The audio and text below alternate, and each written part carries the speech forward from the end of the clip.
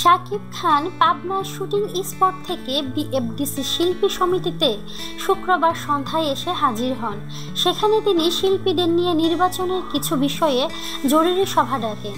তবে তার আগে এফডিসিতে গুঞ্জন ওঠে শাকিব খান আজ গ্রেপ্তার হচ্ছেন।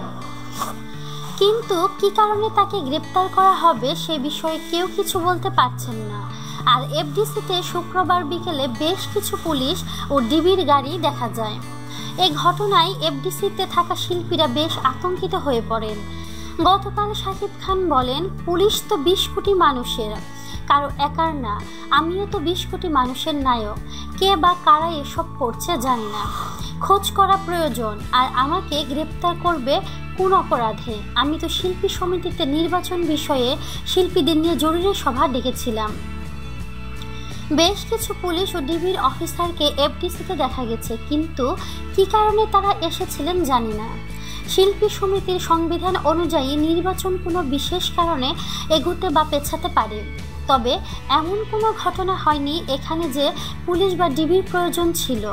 তবে এ ঘটনায় শিল্পী সমিতির নির্বাচনের অনেক প্রার্থী ও ভোটার বেশ আতঙ্কিত।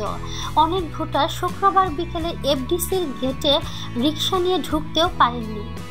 অনেকে এই ঘটনা জেনে আতঙ্কিত হয়ে ফিরেও গেছেন।